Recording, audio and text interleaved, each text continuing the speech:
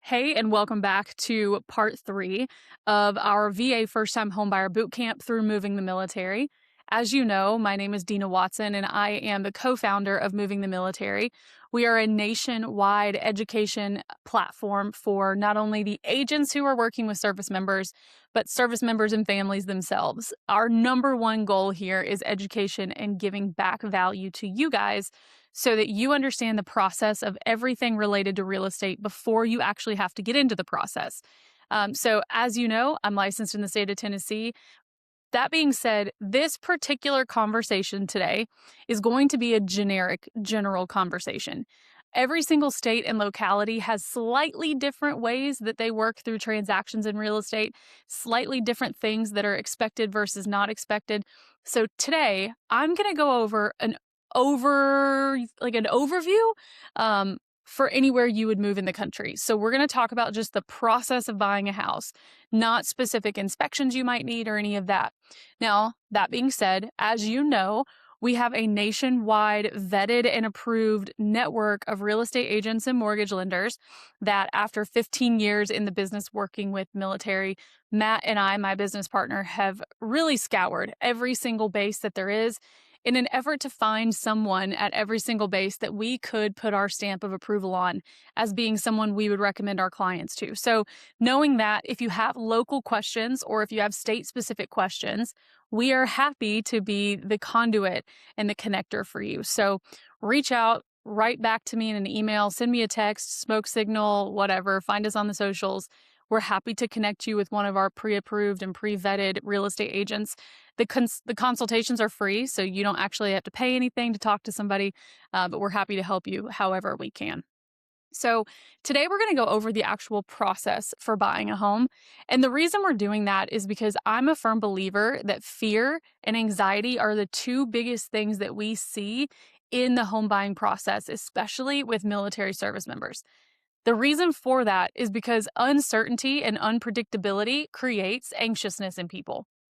Not knowing what's normal, not knowing what you should expect, not knowing the rules and how it works creates this level of uncertainty, this level of I guess you would say stress that's really just not necessary. And so I want to give you knowledge today to help you calm down and help you understand the process and make sure that you understand what you should expect all along the way. So, we're going to talk through today the real sequence of events without any of the drama that can come along with selling real estate. So, let's start with what actually happens and what's normal and what's not. Now, first and foremost, every single agent is probably going to tell you something different based on how they like to do it. So I'm going to share with you what we see most often, but don't be alarmed if somebody does one of these things out of order. There are some people who are going to compromise on making you get pre-approved and they'll show you homes first. I feel like that's really irresponsible and it's not good for you either. So I would never do it that way. So I'm going to tell you and teach you today the way it should be done. Okay. So first and foremost, if you are looking at buying a home, the very first thing that you have to do once you've made that decision, now there are steps beforehand, like this would be one of them. Education, consultations, things like that can come before so you can know what you're getting into. But once you've decided, that's what this slide shows you. So once you've decided that you're going to buy a home, step number one should always be to get in touch with a VA specialist that is a lender, a mortgage lender, and we have, quite a few of them in our vendor network. So if you want to know who you could reach out to, that's somebody I would consider really well versed in the VA home loan, we can help you with that. But your first step, no matter who it is to reach out to a mortgage lender and get pre-approved. So let's say that you want to buy a home. Maybe you've already found your agent, maybe you haven't, but no matter what, getting pre-approval from a mortgage lender is the smartest first step that there is. Even if you do that before finding an agent, because the agent is going to ask you a lot of questions around your budget and what you want to spend, and if you're pre-approved and all of that. So sometimes it's smarter to actually do the pre-approval part first. Now, you are highly encouraged to shop mortgage lenders and find one that works for not only you personality wise, but someone who works for your budget, someone who has lower fees and is not necessarily price gouging you, and somebody who understands the VA home loan. And I want you to hear this. Every mortgage lender is not created equally. Every mortgage lender does not have the same amount of knowledge. Every mortgage lender is not offering you the same product. When people buy their first home, many people believe, because why wouldn't you, that no matter who you go to, you get access to the same products, the same pricing, the same interest rates, and that is not true. Okay? Every lender, whether they're an independent lender, whether they are working with a credit union, whether they are working with a big bank, they all have access to vastly different products. So it's really, really, really important that you shop around responsibly or you reach out to someone you trust, like us, who can give you a few recommendations. Now, I'm going to warn you, I'm going to throw a flag on the play real quick. If an agent is only giving you one option for a mortgage lender, please don't just take their word for it. I need you to understand this, and I'm not saying this to belittle anyone, but most agents and lenders have like what you would consider a personal relationship with the person they're going to recommend to you. So, for example, one of my very best friends is a mortgage lender in the state of Alabama. She is by far one of the most phenomenal people, human beings on the planet. Her name is Jennifer, by the way. And she has access to a certain set of products. But I also have 2 or 3 other really great friendships with other lenders. When I recommend people reach out for pre-approval, I will always give you more than one choice. I'm not going to try and funnel you to the one person that is friends with me that's trying to get all my business. That's just not right for the client. Might be right for me, might be great for Jennifer, but it's not great for you because you don't actually get to see what other people can offer you. So, what I would suggest is that you chat with 2 to 3 different mortgage lenders at different institutions. The reason for that is because they're all going to have different fees. They're all going to have different interest rate options for you. Even though you have the same credit score and the same income, they can offer you different products based on where they work. Now, when you get that fee sheet, because what you're going to do is you're going to shop around, they're going to tell you your rates, all of those things. Something to remember, and also remember, I'm not a mortgage lender, okay? Something to remember is that many times people only think to look at the interest rate involved in the home purchase. That is a misstep. Okay, so that's why you're taking this course. That's why you're watching this video. The reason it's a misstep is because many mortgage lenders and lending institutions will create a lower rate by charging you higher fees for your loan. So essentially, you're paying a lump sum of money to what's called buy down the interest rate. What you're buying are what are called discount points. Now, I'm not a lender, so we're not going to get into all of this because it's not my lane. But what I will tell you is if you shop around and you get 2 or 3 different pre-approvals, I personally would be more than happy to do a Zoom call with you totally for free to help you look through each one of those things to decide which one of these lenders is actually all encompassing the best option for you. Now, at the end of the day, you have to make the right decision for your family, right? Or for yourself. But we can help you here at Moving the Military. Like I said, we can help you personally, the co-founders, Matt and I, or we can help connect you with an agent that's in your city specifically to know whether or not that's a good rate and a good deal for where you live. Now, moving over to number 2, agent selection is really, really, really important. These first 2 things can make or break your whole transactional process. Please, and I'm saying this with a lot of respect for the people who do this. So if you are a real estate agent watching this, please take no offense. But a lot of times people are going into Facebook groups and asking who people on Facebook would recommend as an agent. Sometimes that's a decent idea. Oftentimes, what I see, because I know a lot of these people, are people being recommended that don't necessarily do a lot of business. The people being recommended probably spend a lot of time in the Facebook group. They probably help out a lot inside the Facebook group.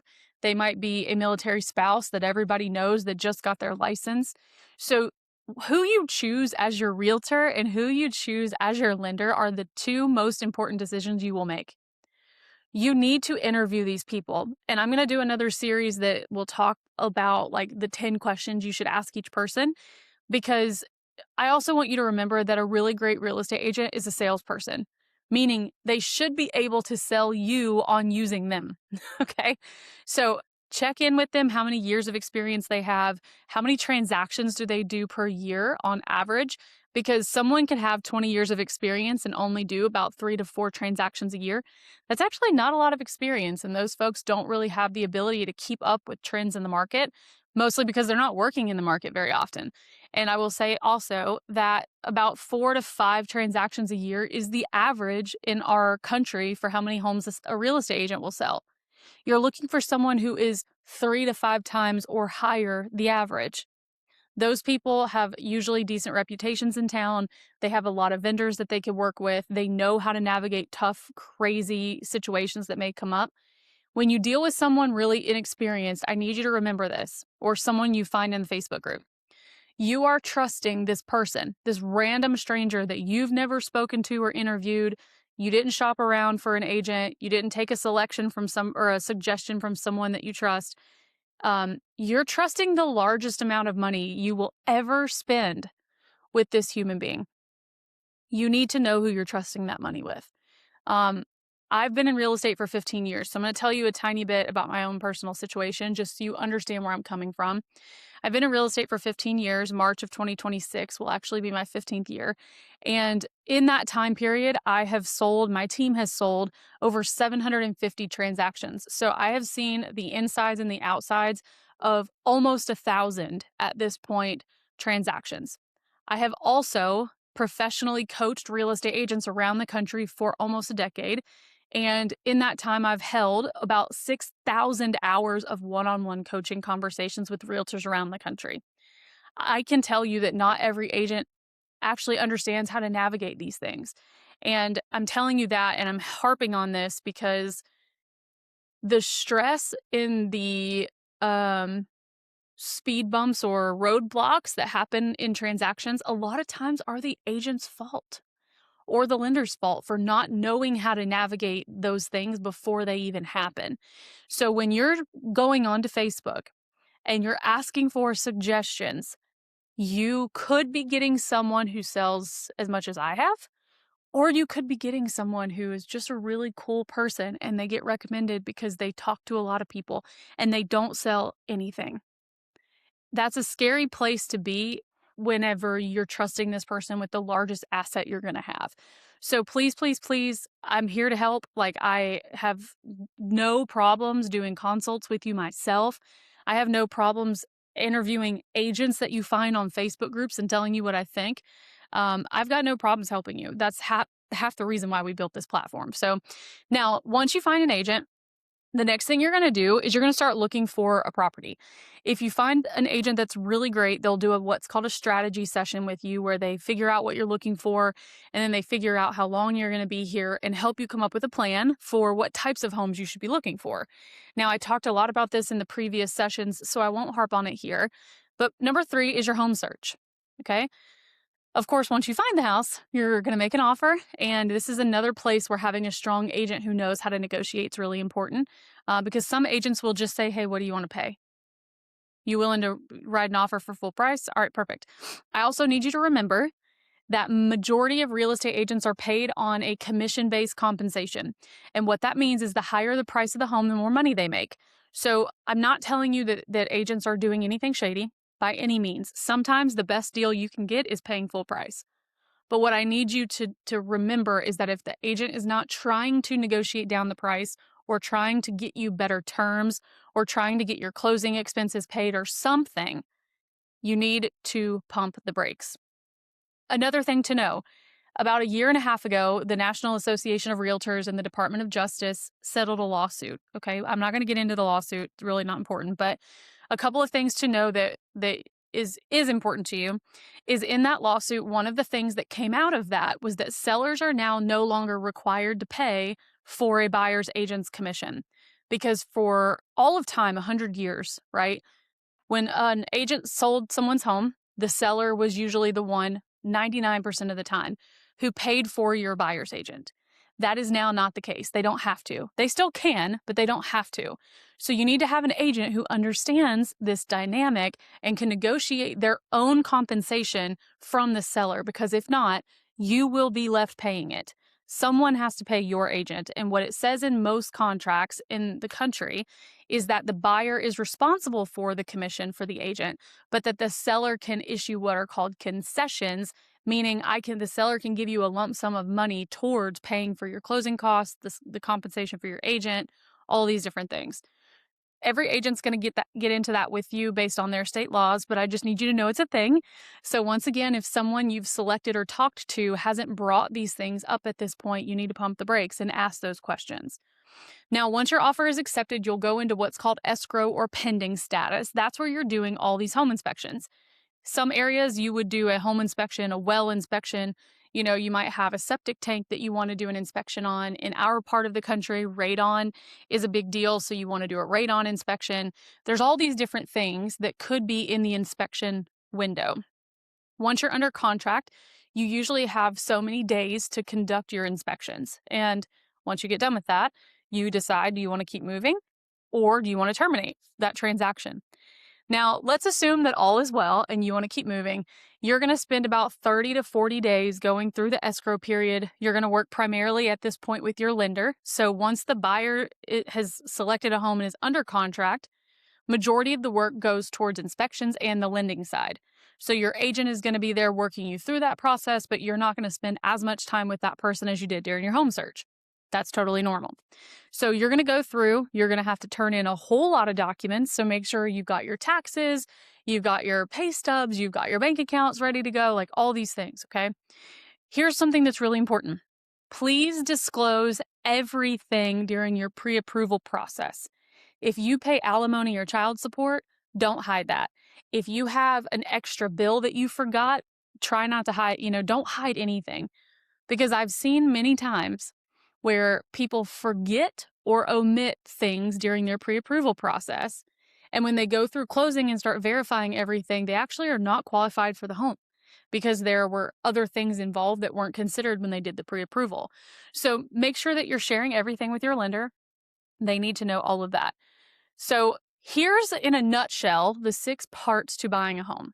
And I want you to make sure that you know there are subsets in each one of these that will be more covered by an agent in your state. But I think when you understand the flow and the order of how things work, you have a little bit more confidence in the process. So here are some things too that I'm going to stop for a minute and we're going to step outside of the process and we're going to talk about some things that aren't the same thing, okay, that many people consider the same. Pre-approval and pre-qualification, that's not on this slide, but pre-approval and pre-qualification are not the same thing. Pre-approval is when they actually look at your documents, they run your credit, they do everything to double check that you're good to go. This is where your numbers are going to come from. Pre-approval is actually going to tell you that you can buy and what you can buy, what you can spend. So just remember, if someone issues you a pre-qualification and they haven't actually ran your credit or checked anything, they just took your word for it, that's a really scary thing. Find a different lender. That's not necessarily the best way to go about it. Number 2, preparation equals strategy. The more prepared you are, the more preparation is going to help you decide what you should buy. So as we talked about in the previous session, pre-approval is going to tell you what you can spend. Let's say I'm qualified for up to $700,000, but I only want a payment that is a $500,000 payment. Well, just because I'm approved for 7 something doesn't mean I have to spend it. That's where the strategy session with either us or the agent that you choose is going to help you decide what you should buy based on finances, based on how long you'll be at that duty station, based on a lot of things. Both of these things matter really, really, really, really, really, really, really matter. They both matter a lot. I wouldn't say equally, but the best outcome for you and your family or just yourself if you're buying solo happen when both of these things are aligned. When you fully understand how to prepare for what's coming, how to have reserves, how to have a strategy in this whole situation, I will tell you the outcome is always a whole lot better and a whole lot less stressful. Okay. So we're going to switch gears and we're going to talk about representation matters more than the loan. I'm actually going to say that it probably matters more than the loan, which some people might disagree with me, but both of them matter equally, in my opinion, in some cases. So who you choose to represent you in the largest transaction of your whole life should be something that you choose carefully. They need to have a knowledge of the VA loan, but they also need to have PCS awareness, and they need to understand the military itself. Because if you have an agent who hypes you up to buy a house, and you buy a house in an area of town that is not up and coming, where rent rates are not strong, and you're going to move in 2 or 3 years, in 2 or 3 years, you may be upside down and can't sell, and all you can do is rent. And then your home sits vacant for weeks and maybe months because no one rents over there. These things matter. Finding yourself or taking a recommendation from us, somebody who knows a lot about this topic needs to recommend this person to you, not some random person that you meet on the internet. And I'm harping on this because it's so important. It's so important. These people also need to have strong negotiation skills and not be starving. Because the other thing that's kind of scary is if you get an agent who doesn't sell much real estate, your transaction may be the only one that they have going. And oftentimes that causes people to be a little more forceful for you to accept things that you shouldn't. They may convince you that things are normal when they should have convinced you not to buy it at all. And having all three of those things is really, really, really important. So remember that VA home loans don't actually fail the deals. Poor representation does. Your agent should educate you, not rush you. They should also be willing to tell you that you shouldn't buy the house. They should be willing to tell you shouldn't buy the house. And most importantly, remember that you're hiring someone that should be a strategist that guides you through this whole process.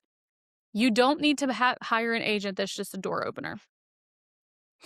Now, let's talk about why strategy beats emotion. Price is one term, timing matters, and terms matter. So let's just talk about these three things. This is the offer stage, okay? Offers are not just about price.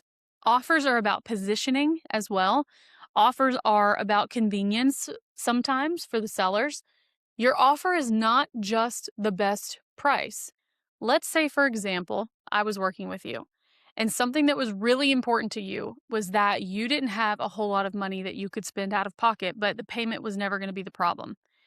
If I convince you that we need to get money off the price, or I let you dictate it and you say, but I really want $10,000 off the price, something I would share with you, being someone who's done this quite a few times, is, hey, taking 10,000, like, to the seller, it's the same $10,000, whether it comes off the price or whether they use it to pay your concessions or closing costs or whatever. To them, it's just 10 grand. It's the same 10,000 no matter where it's spent. But to you, in this scenario, us having them give you the 10,000 to pay for your closing costs or to pay for commissions or any of those things is actually 10,000 real dollars you don't have to take out of your pocket to close. Taking $10,000 off the price, though, might only reduce your payment $30 to $50 a month. What do you want to do? Save $50 a month or save $10,000 in concessions that you don't have to take out of the bank in the next 30 days? That is where strategy is going to come into play. That's why having an experienced agent matters. Offers are not just about price. Now, timing also matters in this scenario because VA buyers can be competitive with more strong structure and flexibility than some other people might be able to. And I want to make sure that you understand that not only timing in terms of how long your offer is positioned, but what time of year you're buying a home in actually matters as well. And terms matter. This is the whole picture. So not only what is the price and what is the rate, but what are the terms in which you are prepared to purchase this home? What are the conditions in which you are not going to continue to buy the house? These things all matter. So just know this is not just a price conversation. Now, let's talk about escrow or pending under contract status. Let's talk about what's actually happening. I covered some of this, but we're going to go a little deeper. There are three things that are going on during the time where things feel quiet in the middle. You're doing inspections. You do have out-of-pocket costs for inspections, no matter who you are, wherever you are in the country. A home inspection is going to cost you money. A septic inspection is going to cost you money. A well inspection, if you live in the country, is going to cost you money, right? All these things are going to cost money, and this is not something the seller would traditionally pay for. This is something you're paying for. Inspections can be anywhere from $400 to, I've seen, $1,500, depending on how many inspections. And I just also want to make note that a home inspector is probably worth their weight in gold as long as you get a good one. Your real estate agent should be able to give you those recommendations. But something else to know is a home inspector is not an HVAC specialist, a roofer, a plumbing person. That's not what's happening. So a home inspector is going to find things that are wrong with the home and illuminate that, like shine a light on it. They're also going to tell you things that are not a big deal, things you should have evaluated by someone else. For an example, let's say the home inspector finds something a little off with your heating and air unit. They're going to recommend that a certified HVAC specialist come out and evaluate that unit.